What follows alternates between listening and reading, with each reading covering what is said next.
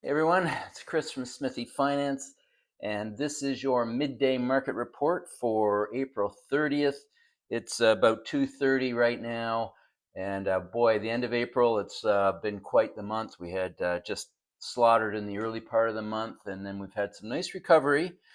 Today we had some news that the U.S. GDP declined by 0.3% in the first quarter, and that knocked the markets down hard. We had the Dow down 700, and now it's down 170. So it's hard to keep it down. As I said to you on Monday, we were in no man's land. We weren't buyers because the market had rebounded too much off the bottom, and we weren't sellers because it hadn't gone high enough. We'd sold enough, and we were only sellers at higher levels. And well, we had an opportunity to do some buying on the open today, and the commodity stocks have been weak, or the commodities have been weak, especially with a negative GDP read.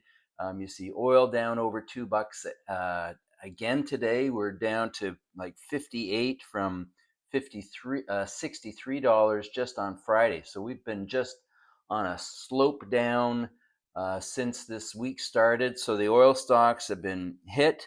My favorite, which is Saturn, SOIL on Toronto, has held in there really well. I did just buy a couple thousand to add to my stack at $1.54, but it really doesn't want to go down as there's issuer buying every day, and insider buying over the last month or so has been significant. But I did buy some of that. My Ivanhoe IVN, that came down. I bought some on the open this morning. EFR, which is Energy Fuels, I bought some of that on the open this morning. I bought something else I can't remember. But Super Microcomputer, SMCI, came out with crappy guidance last night, and the stock got hit pretty hard this morning. I had a small position. I've sold it. Um, I don't know. It just felt that there's not a lot of hope for it to rebound given what they've guided, and that I'll get a chance to get in either at the same levels or perhaps a little bit lower in the next month or two. And meanwhile, there's some things that I do want to add and do want to buy. So I took some off. I've sold lower than where it is right now. C'est la vie. This is the game. I said also the other day that it's a messy game, right?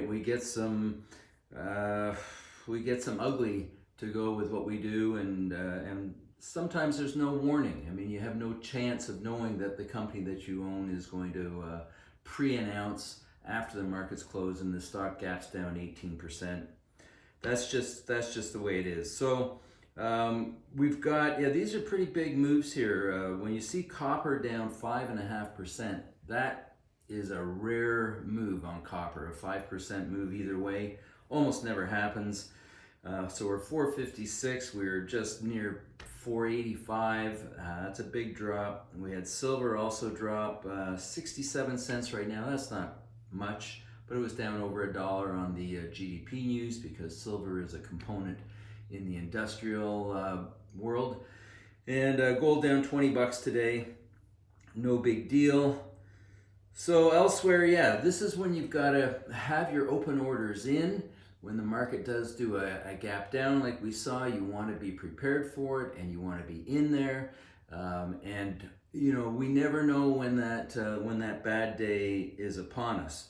So everywhere things were down. We do have crypto hanging in there. When I say crypto, I shouldn't say crypto. Bitcoin is hanging in there really, really well. We're at 94.